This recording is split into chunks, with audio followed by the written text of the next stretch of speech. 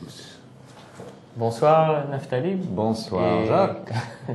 Bonsoir donc à vous tous. Bonsoir à nos téléspectateurs, oui.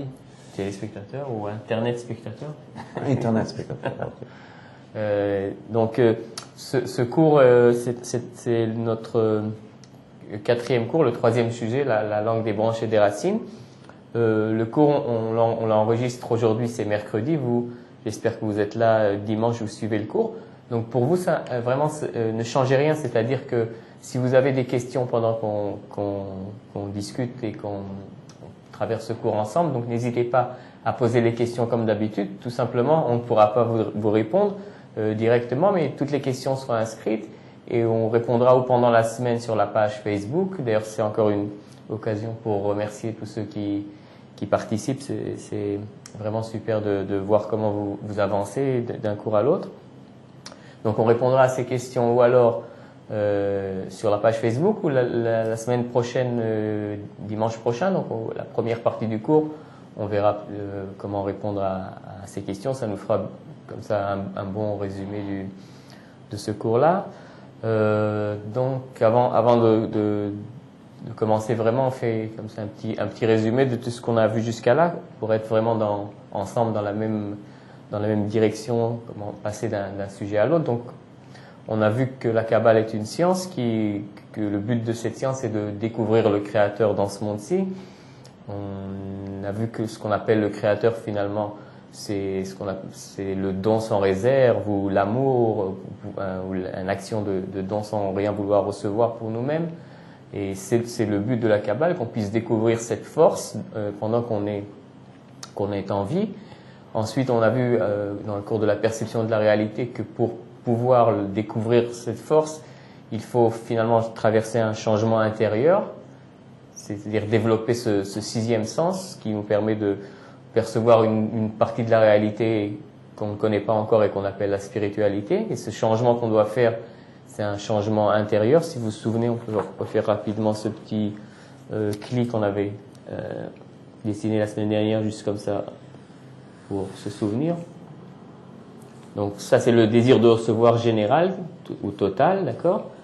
Et on a dit qu'il y a une couche, une partie de ce désir qui sont les désirs du corps et les désirs humains. Et là, avec nos cinq sens, on perçoit une partie de la réalité. On ne sait pas ce que c'est, mais ce qu'on perçoit avec ces cinq sens, on appelle le monde matériel. Et il y a encore une autre partie, toute cette partie-là, qu'on n'a pas encore dévoilée, de ce même point d'interrogation qui est à l'extérieur. Et pour pouvoir le découvrir, donc il faut commencer à partir de ce point dans le cœur, c'est la graine ou la racine de ce futur désir spirituel. Donc à côté de lui se développe le sixième sens ou l'âme avec laquelle on perçoit donc le monde spirituel, d'accord? Donc ça c'était très rapidement, je crois qu'on avait terminé plus ou moins là la semaine dernière. Et si c'est le but et c'est ce qu'on doit faire, on doit créer un changement intérieur selon la règle de l'équivalence de forme. Ce qu'on doit faire à partir de maintenant pour pas perdre de temps, c'est voir comment faire, quels sont les moyens qui nous permettent de faire ce changement intérieur ou de changer notre intention. Ça aussi, c'est peut-être quelque chose qu'on n'a pas dit suffisamment. Je ne sais pas si on l'a dit du tout, que ce qu'on change, c'est l'intention. La matière, elle ne changera pas. C'est-à-dire le désir de recevoir qui a été créé restera toujours le désir de recevoir. Ce qu'on doit changer, c'est la façon dans laquelle on l'utilise. Donc l'intention. Et donc le premier moyen qu'on a pour commencer à régler cette fréquence intérieure, comme dans l'exemple de la radio qu'on avait donné la semaine dernière, ce sont les livres qui ont été écrits par les kabbalistes. Et on n'étudie pas tous les livres qui ont été écrits, bien qu'ils ont été écrits quand même par des kabbalistes. Là, c'est pas une question, mais on étudie les livres qui ont été adaptés à notre génération. Ce sont les textes du la Soulam, des lettres, des articles, les commentaires du Soulam sur le Zohar et sur les textes du Hari. Et plus tard, on étudiera aussi tous les articles de son fils aîné, le Rabash, qui était aussi un très très grand kabbaliste et le guide ou le Rav de notre Rav Michael Heitman, qui lui a écrit vraiment des conseils, on verra plus tard, mais qui sont très très pratiques pour commencer à se rapprocher de cette échelle. Autre chose important? Non? D'accord. On peut continuer. On continue. Donc, ce sont les livres de Kabbale. Donc, on veut commencer à voir comment ces livres sont écrits, comment on les utilise pour en tirer le maximum de bénéfices, ou les utiliser pour avancer le plus vite possible.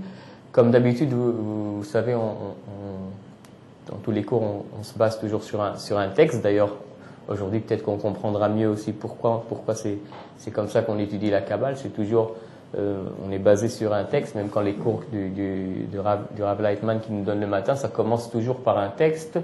Et je pense que c'était toujours comme ça. La Kabbale commence toujours par se baser sur les textes qui ont été écrits.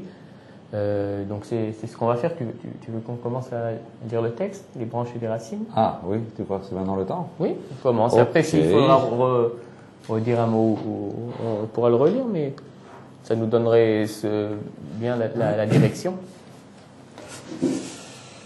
Ok, le langage des kabbalistes est un langage de branches. Ceci signifie que les branches désignent leurs racines, qui sont leurs matrices, qui existent nécessairement dans le monde supérieur. Car il n'existe pas de réalité dans le monde inférieur qui n'émane pas du monde qui lui soit supérieur. Comme dans le cas du sceau et de l'empreinte, la racine du monde supérieur oblige sa branche dans le monde inférieur à révéler entièrement sa forme et sa caractéristique, de même que nos sages disaient que la destinée de l'herbe cachée dans le monde supérieur la scène et la force à accomplir sa croissance dans le monde inférieur. C'est en cela que chaque branche est une image parfaite de sa matrice située dans le monde supérieur. Il faut peut-être expliquer quelque chose? D'accord, on peut commencer. Oui, on peut expliquer ça. Donc, ce que le Baal HaSulam nous commence à nous expliquer. On a ici la barrière, ça c'est un mot qu'on peut aussi, on l'a pas utilisé, la barrière marsom. Je pense que ça doit s'écrire comme ça, plus ou moins. Marsom, c'est la barrière entre ce monde et le monde spirituel. Si on veut plus ou moins, on peut dire que c'est le même trait qui est ici, d'accord? Cette barrière entre le monde spirituel et notre monde. Donc, dans ce monde, il y a différents objets, comme ça, qui existent là. On verra. Et les kabbalistes, donc, qui ont écrit des livres qui parlent des forces finalement, pas des objets, mais des forces qui dans notre monde prennent la forme de ces objets, parlent finalement des racines. Si vous vous souvenez notre modèle des 3 états, le modèle des 3 flèches, donc on a 1, 2, 3, 4, 5, les 5 mondes, olam, dissimulation, où la lumière réduit, où l'attribut du don réduit, on se rapproche de plus en plus de la réception. Donc on a Adam Kadmon, Atzilut, Bria, avec un I, je crois, Yetzira, et Asiya. Un S? Deux. Asiya. Et notre monde.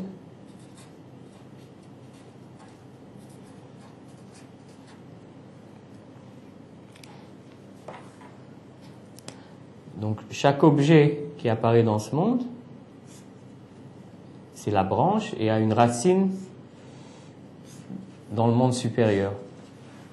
Donc quand les kabbalistes écrivent, ils parlent en fait des relations entre les forces dans les mondes supérieurs et pas des objets. D'accord? Donc ils parlent de cela, mais pour parler finalement, on peut dire que la spiritualité parle d'émotions, de sentiments et pas d'objets.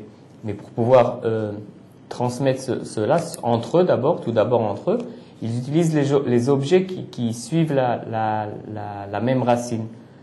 Donc quand ils veulent parler de ce qui se passe entre ce carré et entre ces deux forces finalement, ils parlent des relations entre le carré et le triangle. D'accord? C'est quand ils se trouvent dans le monde de Asiya. Maintenant, par rapport au monde de Yetzira, ça aussi, ce serait la branche qui a aussi une racine dans le monde supérieur. Quelle est les différences entre chaque monde et monde? C'est en fait l'épaisseur. C'est un thème qu'on étudiera plus tard. C'est appelé Oviyut, l'épaisseur du désir de recevoir, qui donne c'est finalement la même forme, mais dans une autre matière spirituelle. C'est l'exemple qu'il a donné, je crois, d'un tampon, c'est ça, d'un seau et de l'empreinte. Donc c'est comme ça qu'il dit qu'ils ont trouvé finalement une langue qui est déjà prête pour écrire des livres. Il y a quelques principes qui sont assez importants pour nous quand on voit ce schéma qui est finalement assez clair. C'est que on ne peut pas comprendre ou monter des branches aux racines, comprendre ce qui se passe ici quand on est là. C'est-à-dire, pour comprendre les relations entre ces objets dans notre monde, il faut monter au niveau des forces. On ne peut pas faire des changements ici, mais juste en montant toujours au degré supérieur. Et là, ce sera la même chose. Si on veut changer cette réalité, on parlait de la perception de la réalité, donc pour changer la réalité dans le monde de Asiya, il faut être au monde de Yetzira, etc. Chercher un exemple, que ce soit plus, on puisse le ressentir mieux.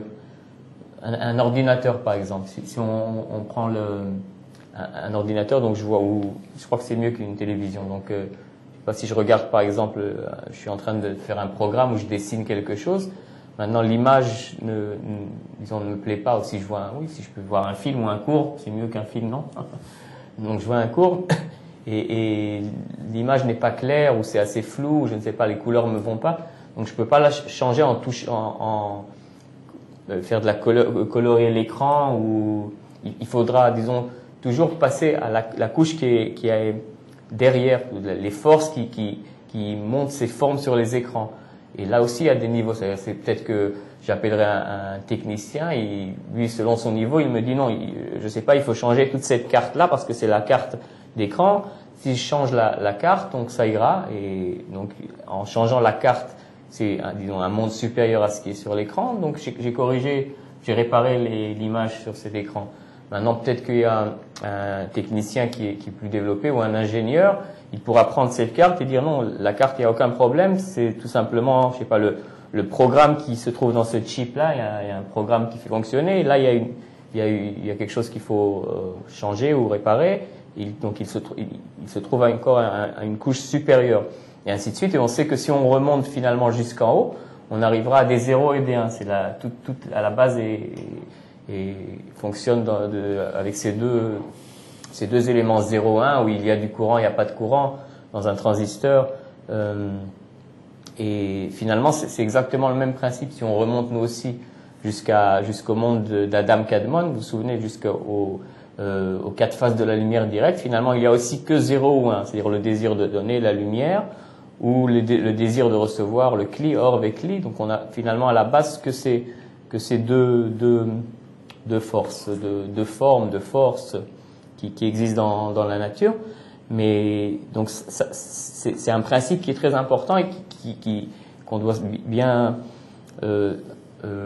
s'en souvenir et l'utiliser, je dirais, quand on lit les textes de Kabbale, c'est que quand on se trouve ici, hein, finalement, ce qu'on veut, c'est, on veut pas essayer de comprendre, on ne peut pas, même si on veut, essayer de comprendre les textes selon les relations qu'ils nous parlent en des objets ou des histoires, comme on a dit, ça peut nous paraître des histoires de la géographie ou l'histoire du peuple d'Israël, où il y a des textes qui parlent de commerce, comment on vend, on achète, comment on doit s'occuper des champs, si on a le droit de cueillir ou pas de cueillir. Tout cela ne parle pas du tout de ce qui est là, et on ne doit pas matérialiser les textes. Ce qu'on doit vouloir quand on étudie, c'est atteindre cette situation. On va plus tard continuer à approfondir dans ce principe, parce que c'est vraiment, comme on l'a dit, on veut comprendre quels sont les moyens qu'on a pour avancer le plus vite possible sur ce chemin. Donc c'est le premier moyen que je pense qu'on commence à voir ensemble aujourd'hui. C'est bien important de savoir l'utiliser au maximum. Donc ça, finalement, cette règle est appelée la règle des branches et des racines. Maintenant, au niveau des langues, tu veux rajouter quelque chose? Oui, alors peut-être que si je vais continuer à lire, parce Ouais, que d'accord. je crois qu'après, il aborde D'accord. la question des langues. Alors, je continue. Ainsi, les kabbalistes ont découvert un vocabulaire préétabli et annoté, suffisant pour créer un excellent langage parlé. Il leur permet de converser entre eux de ce qui se passe dans les racines spirituelles des mondes supérieurs, simplement en mentionnant la branche inférieure palpable dans ce monde-ci, qui est bien perçu par nos sens physiques. En fonction de leur propre avancement, les auditeurs saisissent la réalité de la racine supérieure vers laquelle pointe cette branche physique qui lui est reliée et étend son empreinte.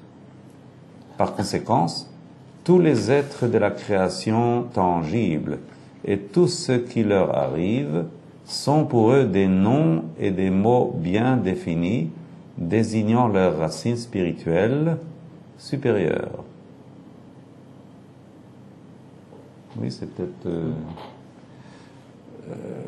ce que tu as dit, que les kabbalistes utilisent des termes matériels, comme par exemple le récipient et la lumière, oui, que ce sont des termes matériels. Il y a un récipient, il y a la lumière, mais dans les mondes supérieurs, c'est pas vraiment un récipient et c'est pas vraiment une lumière, c'est quelque chose d'autre. Mais on emploie ce langage de récipient et de lumière, ce langage de notre monde pour indiquer des racines qui sont quelque chose de plus supérieur. Est-ce que j'ai bien compris ou oui? J'espère qu'on a bien compris, et surtout qu'on a la bonne intention. Bon, on continue? Oui, on continue. On Okay. terminer le texte et on avance. Bien qu'il ne puisse pas y avoir d'expression verbale dans ce qui est spirituel, justement, puisque c'est au-delà de toute imagination, elles ont acquis le droit d'être exprimées via leurs branches, afin d'être perçues par nos sens dans notre monde physique. Telle est la nature du langage parlé par les kabbalistes, par le biais duquel ils transmettent les niveaux spirituels qu'ils ont atteints d'une personne à l'autre et de génération en génération, à la fois oralement et par écrit. Ils se comprennent parfaitement avec toute l'exactitude requise pour discuter de l'étude de la sagesse avec des définitions précises et sans équivoque. Il en est ainsi car chaque branche a sa propre et unique définition absolue et naturelle. Cette définition absolue pointe naturellement vers sa racine dans le monde supérieur. Ok. Donc, ça, je pense que c'est assez clair, mais s'il y a des questions, comme on l'a dit, posez-les. et on répondra donc ou sur la page Facebook ou la semaine prochaine, n'hésitez pas, c'est vraiment important. Donc ça c'était la règle des branches et des racines. Maintenant on va voir les 4 langues que les kabbalistes utilisent pour en fait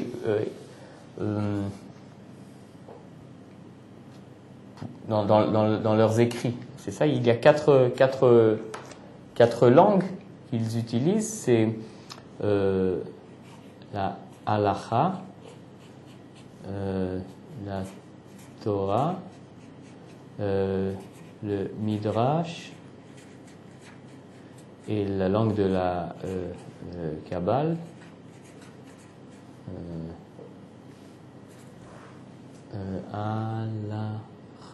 J'ai oublié. Ok.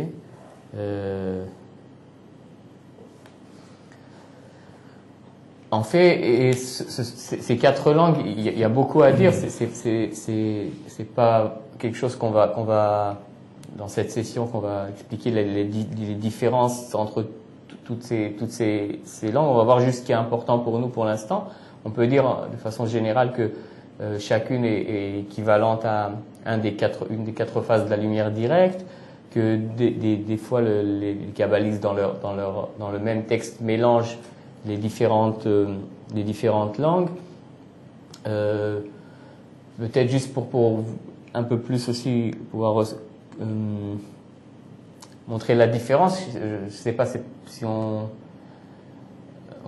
a traversé quelque chose, il y a quelque chose qui s'est passé, donc il y aura peut-être un mathématicien ou un scientifique qui pourra expliquer ce qui s'est passé, le même phénomène en utilisant des formules, qu'il y a eu tel et tel pourcentage d'électricité qui passait de là à là dans le cerveau, il y a une réaction chimique, ainsi, etc., pour expliquer ce qui s'est passé. Peut-être que maintenant il y aura un écrivain qui pourra écrire une chanson en expliquant, en utilisant finalement la même langue pour exprimer différemment ce ressenti, etc. Donc finalement, il y a le phénomène sera le même, ce qui s'est passé ou ce que les kabbalistes voudront transmettre de l'un à l'autre. Maintenant, pour cela, ils peuvent utiliser une de ces 4 langues, et bien sûr que même 2 kabbalistes qui utilisent la même langue exprimeront les choses aussi d'une façon qui sera différente selon, c'est un point qu'on n'a pas vu encore, mais selon leur rôle dans ce système général, leur place dans ce corps qu'ils forment, dans ce système qu'ils forment. Donc ça c'est quelque chose qu'on doit aussi savoir. Et je pense que le plus important pour nous, c'est finalement la langue de la Kabbale. La langue de la Kabbale, c'est la langue qui est la plus technique, où tous les livres la série de Talmud et d'Isphirot Tess, les textes du Hari, sont écrits avec la langue de la Kabbale, qui parle finalement des Sphirot, de toutes les 10 Sphirot, quelles sont les relations entre Keter, Chochma, Bina, etc., les différentes parties, Rosh, Torsof. D'ailleurs, peut-être qu'on va commencer, si on a du temps, à voir ça un peu aujourd'hui. Et pourquoi cette langue est celle qui est la plus utile pour nous pour l'instant? C'est parce qu'on a le moins de possibilités, disons, de se tromper et de penser qu'on peut comprendre ou de matérialiser, comme on a dit, les textes. C'est-à-dire si c'est écrit que Moïse est monté sur le mont Sinaï et a reçu la Torah, donc même si je ne veux pas, tout de suite je dessine intérieurement, je vois une personne qui grimpe sur une montagne et qui prend quelque chose. Je matérialise les textes même sans le vouloir. C'est tellement notre nature, on a tellement l'habitude de faire ça qu'on se trompe. Je peux même utiliser ce même exemple pour vous donner de la signification quand on parle d'une montagne. C'est juste comme ça pour un exemple. Har, ça vient du mot hirurim, comme on dit hirurim, des réflexion. Réflexion, ok. Oui. Donc, quand on arrive où on peut dire que c'est le désir de recevoir, c'est-à-dire une montagne, c'est un cli qui est inversé, c'est-à-dire quand Moïse, j'ai marqué en hébreu, excusez-moi, Har, une montagne, Bon. Donc, et Moïse, ça vient du mot Moshe ou Mosher, c'est la force qui attire. Donc quand on monte sur cette montagne, c'est-à-dire qu'on arrive à surmonter le désir de recevoir, avec cette force qui nous attire, on peut recevoir la Torah qui vient du mot Ora ou Or, c'est-à-dire la lumière. Donc finalement, vous voyez, c'est le même principe qu'on étudie. Il y a un cli, il y a la lumière. On a finalement à la base ces deux forces, mais quand on entend monter sur une montagne, bien sûr que on dessine, on matérialise les choses. Maintenant, si on entend que les 7 sphirotes inférieures du Partsouf de Malchut complètent les 3 premières pour créer un... Là, c'est sûr qu'on ne peut pas penser qu'on comprend quelque chose et on peut renforcer finalement ce qu'on doit faire quand on étudie ces textes. C'est l'intention de vouloir les atteindre et ne pas tomber dans le désir de recevoir. Autre chose? Naftali? On peut peut-être donner encore quelques exemples. Vas-y. Les exemples, c'est toujours pour moi la meilleure façon d'expliquer si on arrive à trouver des bons exemples. Alors, un exemple qui me vient à l'esprit, c'est par exemple, il y a une loi dans la Torah qui dit œil pour œil et dent pour dent. Je ne sais pas si vous connaissez cette notion, ce qui veut dire que, au sens simple, littéral, ça veut dire que si quelqu'un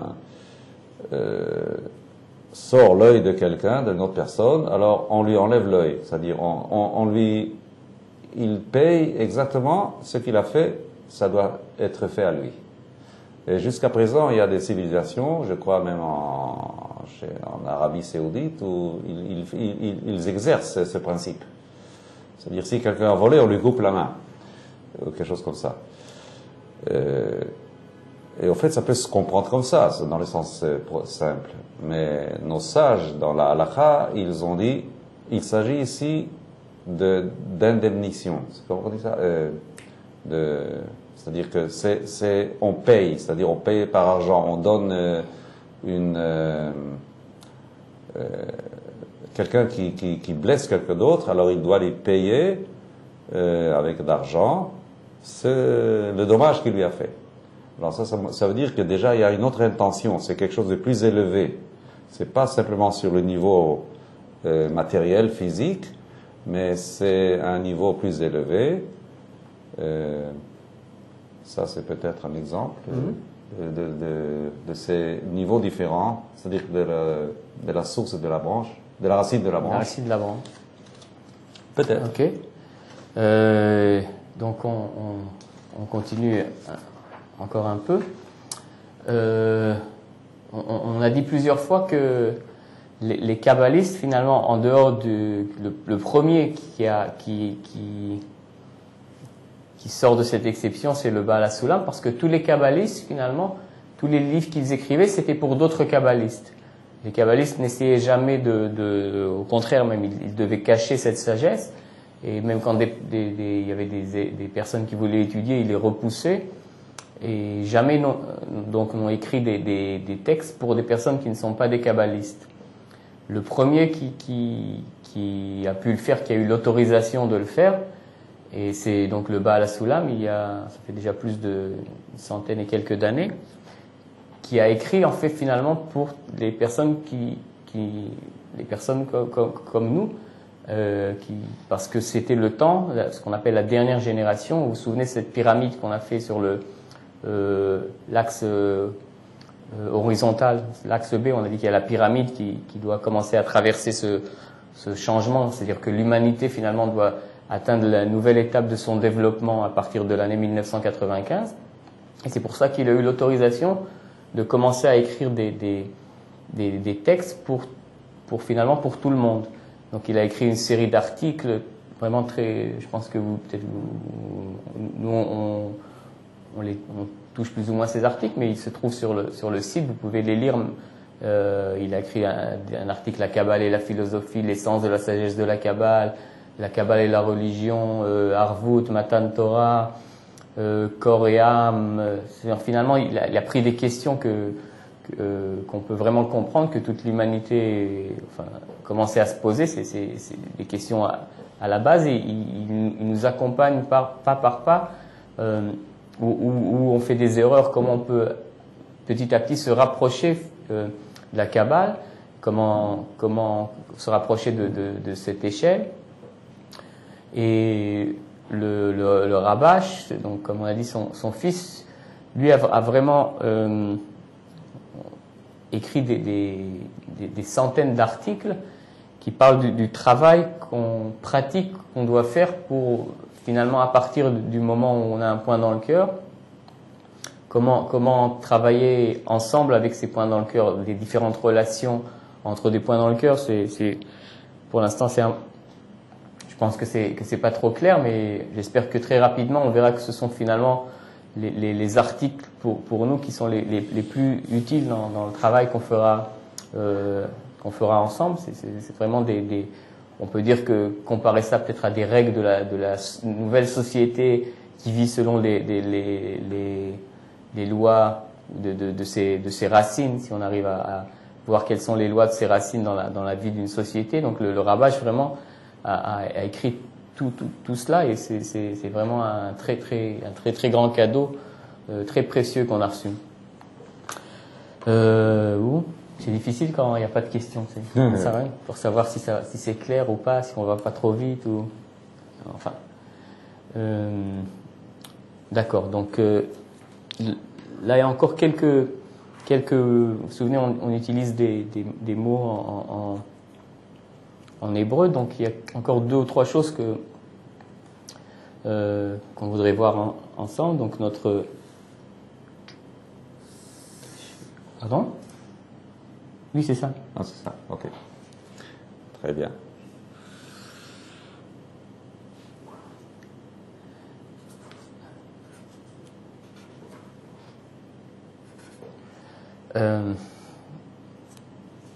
En fait, ce processus, à partir on découvre le point dans le cœur, ça c'est le symbole du point dans le cœur, Nekuda Sheva Lev. Et quand on commence à corriger notre intention, d'accord, on corrige notre intention, et finalement c'est comme ça qu'on grimpe sur cette échelle. Ce processus est appelé la correction ou tikkun. On corrige l'intention, pas la matière reste, mais on corrige l'intention, tikkun, si vous avez déjà entendu parler. D'accord? Tikkun. Tikkun, c'est la correction de l'intention, chaque fois sur un plus grand désir de recevoir. D'accord? J'ai découvert dans notre grand clip, vous vous souvenez, cette partie du désir de recevoir, une nouvelle partie, un nouveau désir. Si j'arrive à, comme Moïse, disons, le surmonter ou le corriger, monter au-dessus, et ainsi de suite. Maintenant, un nouveau désir plus grand, je le découvre que je ne connaissais pas, et ainsi de suite.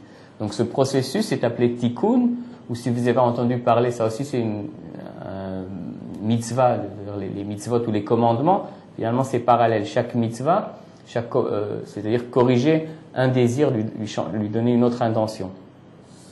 Donc ça c'est quelque chose que on entendra beaucoup, tikkun, d'accord, la correction intérieure de mon intention, pas la correction d'autres personnes ou la correction du monde ou ainsi de suite. C'est mon intention que je dois corriger, rien d'autre. Un autre thème qui est aussi très important, et on va voir maintenant aussi comment ça se connecte justement à ce qu'on étudie au livre de Kabbale. C'est appelé Reshimo. Je ne sais pas comment on peut traduire Reshimo. Reshimo, on dit soit. Enfin, on va comprendre le fonctionnement et ce sera peut-être plus clair. Finalement, tout ce qui se passe là, toutes ces étapes de haut en bas, imaginez que quand il y a cette série de développement, c'est comme un escargot qui s'enroule, c'est-à-dire que rien ne disparaît. Vous vous souvenez qu'il n'y a pas d'absence dans la spiritualité ou de manque. C'est-à-dire chaque situation qui était continue à être. C'est un changement, une dissimulation. Donc finalement, tous ces états-là de haut en bas, c'est comme un escargot comme ça qui sont enroulés finalement comme ou un ADN ou le génome spirituel, on pourrait dire le génome. Oui. Donc toutes les données de ces étapes de haut en bas, elles ne sont pas perdues. Elles se trouvent finalement, si on peut faire agrandir notre point dans le cœur comme ça, disons, on pourrait dire qu'à l'intérieur de notre point dans le cœur se trouvent toutes les informations de chaque étape de ce chemin de haut en bas. Donc dans notre point dans le cœur, il y a toutes les informations de tous ces 5 mondes, ou 125 degrés, ou 10 sphirotes, ou 613 mitzvot, toutes les données exactes de chaque situation, les relations entre les différentes lumières et les récipients, toutes ces données se trouvent là à l'intérieur finalement du point dans le cœur. C'est comme on compare ça à un corps qui dans ce monde, c'est-à-dire dans l'ADN, il y a toutes les informations du futur, de la future personne. De plus en plus, d'ailleurs, on découvre que c'est autre chose, c'est un autre sujet qu'on verra, ce qui s'appelait le libre arbitre, mais finalement, toutes les données, même pas que la forme physique, mais ça peut être aussi le caractère ou les maladies, etc. Tout se trouve dans l'ADN de ce corps, et c'est ainsi dans le Reshimo. Donc le Reshimo, on peut dire peut-être que c'est l'ADN spirituel, se trouve tout. Maintenant, pour remonter, finalement, si on veut expliquer la même chose d'une autre façon, si on arrive à redérouler cet escargot dans l'autre sens, comme ça, le rouvrir, finalement, c'est ainsi qu'on montera dans cette échelle. Si à partir de là, on commence à, je sais pas, il était embobiné, donc on le débobine, d'accord. Donc notre Reshimo, on pourra monter. Donc comment le faire? Comment faire? Là, on retourne finalement à notre sujet, les langues des branches et des racines.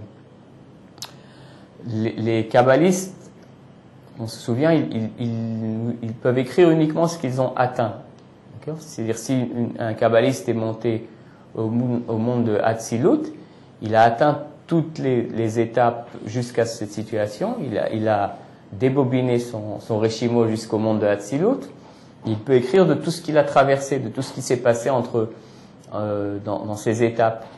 Et c'est ce qu'ils écrivent finalement dans leurs livres. Bien sûr qu'ils ne peuvent pas écrire tous, et même ce qu'ils écrivent, c'est une toute petite partie de ce qu'ils ressentent, de la sagesse. On peut voir même dans ce monde combien de livres, de chansons, de films, des milliards, je ne sais pas combien, qui ont été écrits. Et finalement, on ne peut pas dire que si quelqu'un lit tout ça ou voit tout ça, il sait ce que c'est le monde, mais il aura une bonne notion.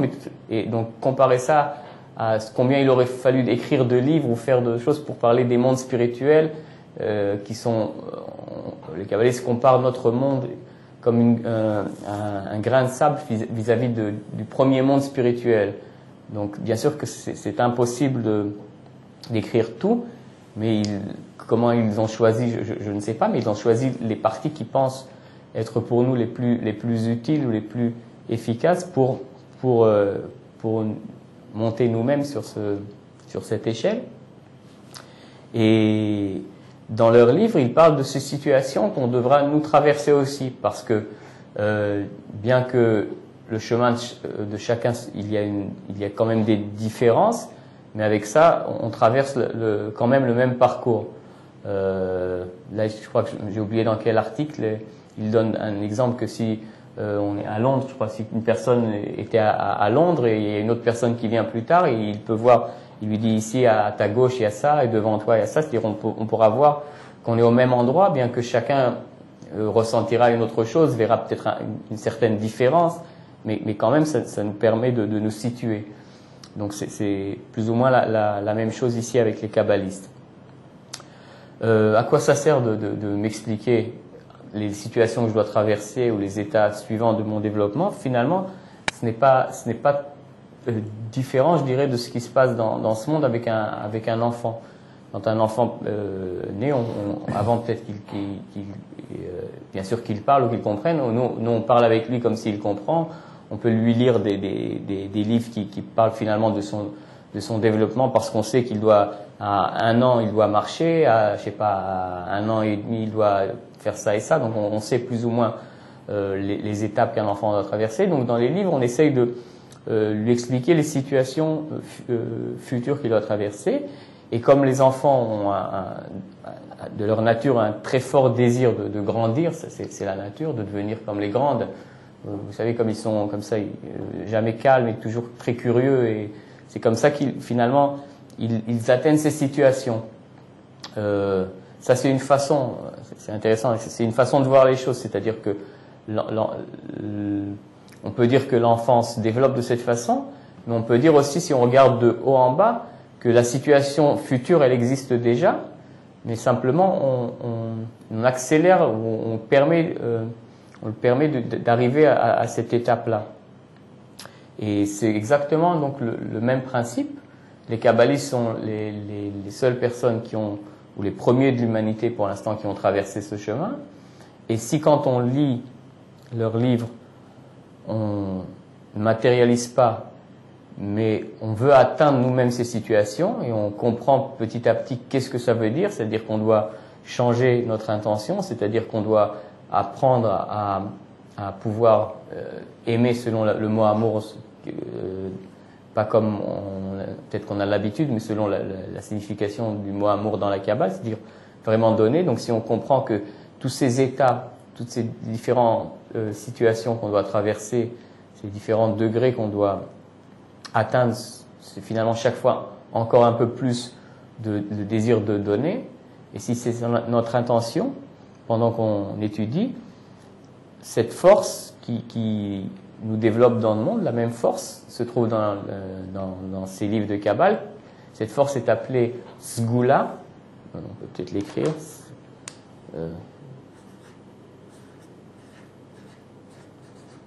D'accord, Sgula.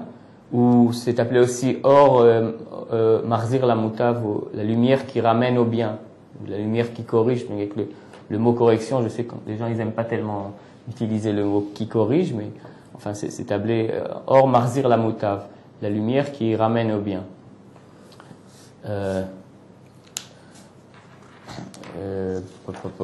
veux ajouter quelque chose, Sally? Non, non. Trop parler. Non, ça va. Tu penses que c'est clair pour l'instant? J'espère. D'accord, donc... Il faut espérer. On refait encore un petit dessin. Donc, je suis là, ok. Comment je vais faire ça? J'ai là tous mes désirs. C'est moi, d'accord? Tous mes désirs. Et un point dans le cœur.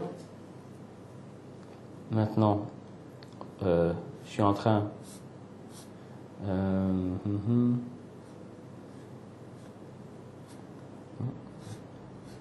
C'est un livre, ça doit être un livre normalement. Voilà.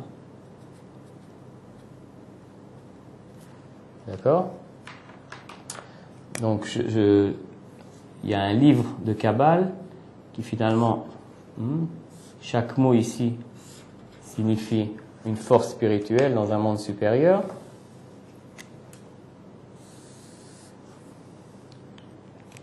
Maintenant, si, quand je suis en train de lire ce livre, j'essaye finalement de pas attirer un bénéfice pour mes désirs, mais ça, non.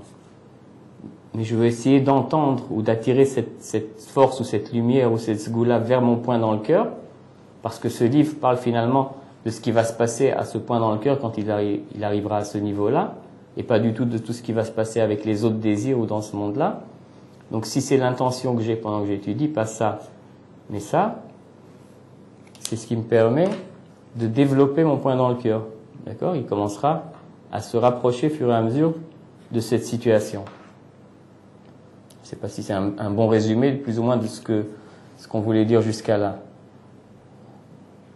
Donc, c'est vraiment un principe très, très, très important. Avec quelle attitude, quelle intention, ou comment on essaye d'écouter ou de vraiment vouloir atteindre tout ce que c'est écrit dans le livre de Kabbaliste. C'est vraiment ça se passe pas. Je comprends que c'est fur et à mesure.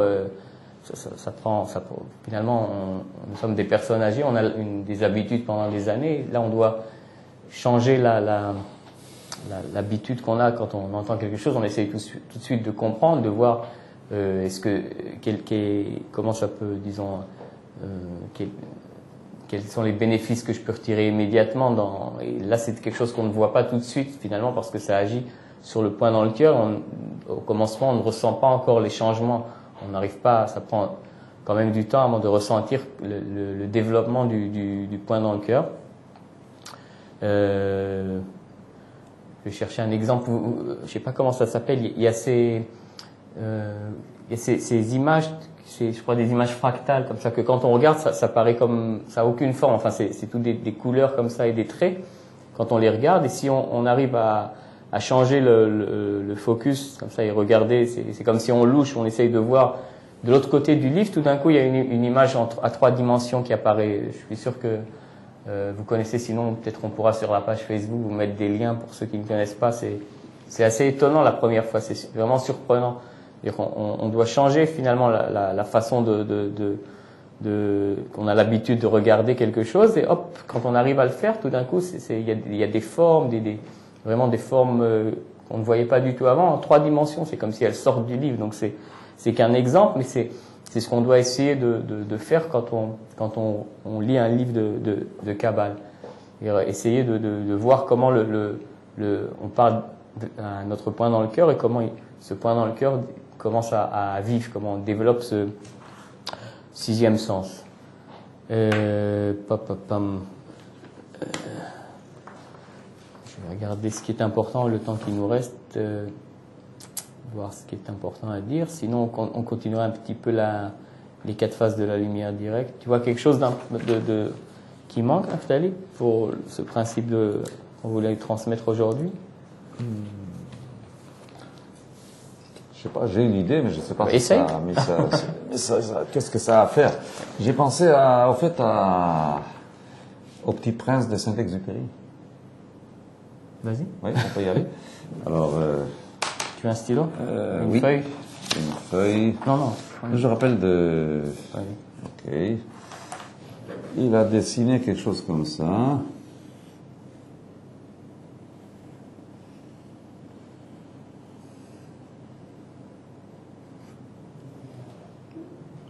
Qu'est-ce que c'est? C'est le chapeau, c'est ça? Oui, c'est un chapeau, oui, mais c'est aussi, au fait, non, c'est un serpent qui a avalé un éléphant. Bon appétit. C'est-à-dire que la même image peut donner de différentes associations et d'interprétations. Peut-être que ça a un rapport avec ce qu'on a dit. Enfin, ce qu'on essaye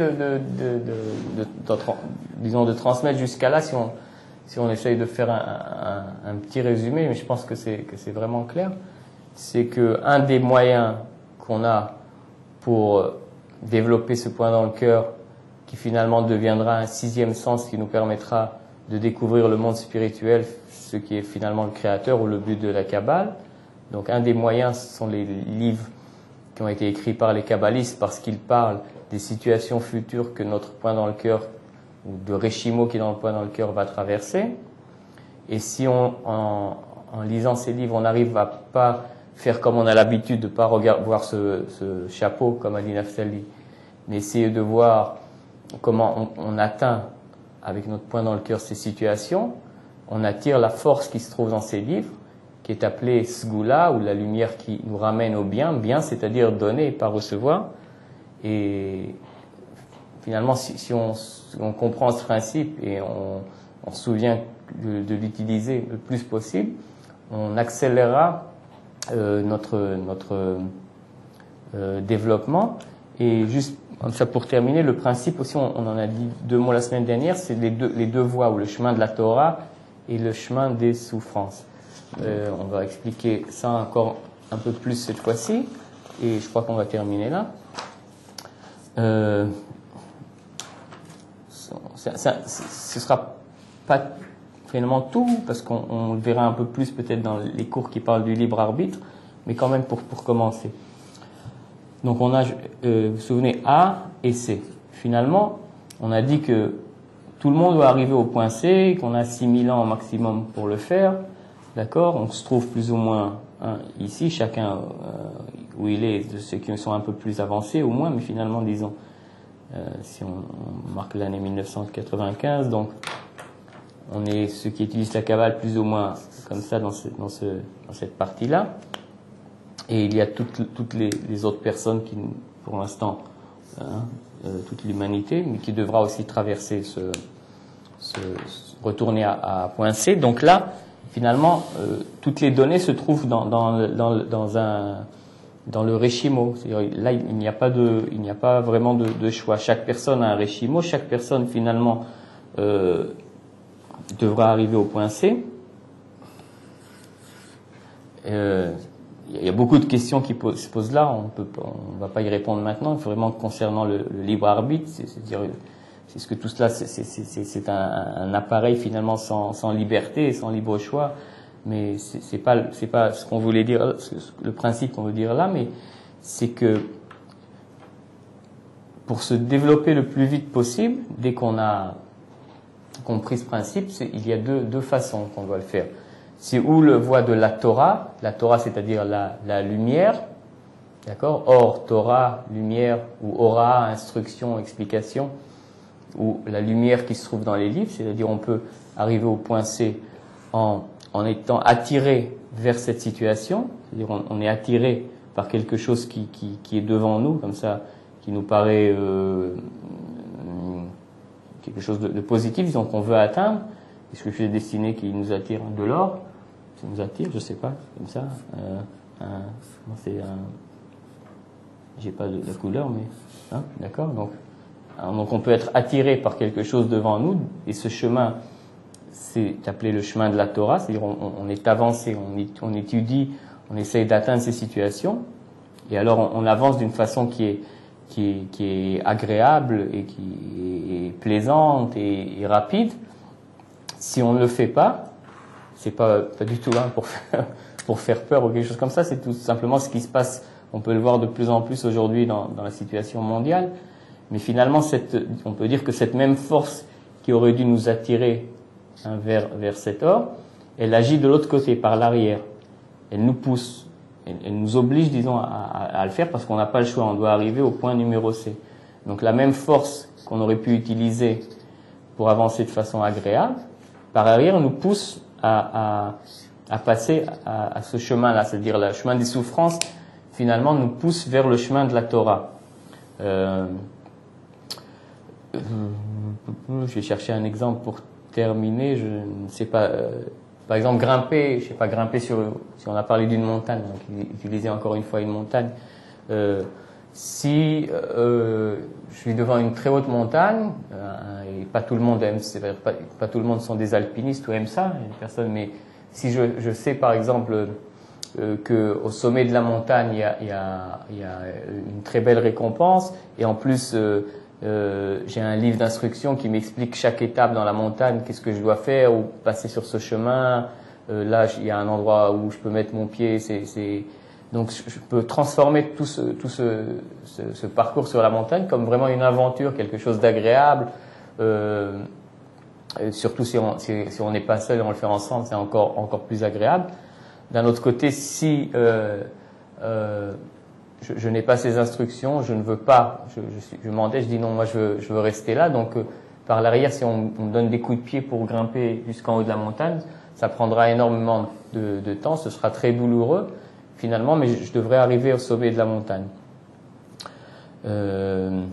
Donc voilà, plus ou moins, c'était en deux mots. On verra un peu plus ce principe parce que c'est vraiment aussi quelque chose d'important qui se trouve à la base finalement de l'étude, c'est-à-dire quel chemin on utilise pour avancer, comment chaque fois choisir le chemin de ce qu'on appelle de la lumière et pas recevoir des coups, des obstacles dans ce monde-ci. et monter le plus vite possible, raccourcir les temps. C'est appelé Israël, peuvent raccourcir les temps. Donc je sais pas, je crois que plus ou moins voilà, ça doit faire une bonne heure, et je crois qu'on a touché ce qu'on voulait dire. Donc je vous rappelle, j'espère que vous l'avez fait jusqu'à maintenant, mais sinon, comme ça, toutes les questions, écrivez-les maintenant, et donc on répondra ou sur Facebook ou la semaine prochaine, on commencera le cours en répondant à vos questions. Le cours c'est dimanche, donc il y aura pendant la semaine, je ne sais pas si y a des personnes qui suivent ce qui se passe sur le site de Nebaruch, mais on vous rappelle qu'il y aura un grand congrès vraiment aux alentours de 7000, 8000 personnes qui viendront vraiment du monde entier. C'est une fois par an, une fois tous les 2 ans pour se réunir ensemble. Tout c'est transmis en direct, donc c'est mercredi, jeudi et vendredi de la semaine prochaine. Donc vous pouvez suivre, c'est vraiment, vous pourrez peut-être, j'espère bien même ressentir, il n'y aura pas que des leçons, il y a des repas, on fait tous ensemble, des chansons, des soirées culturelles, des jeux. Enfin, on peut voir comment cette sagesse permet à des personnes vraiment tellement différentes qui ne se connaissent pas, et malgré cela qui ont quelque chose de commun qui est beaucoup plus profond que tout ce qui peut nous différencier, c'est-à-dire les points dans le cœur, toutes ces personnes qui se rencontrent, et je pense que même à travers les écrans, vous pourrez ressentir la force, la joie, et comment vraiment grimper sur cette montagne, ça peut être quelque chose de très agréable. Et voilà. C'est tout? Ouais. Oui. D'accord. C'est bien pour aujourd'hui. Bonsoir et Bonsoir. à la prochaine. À la prochaine.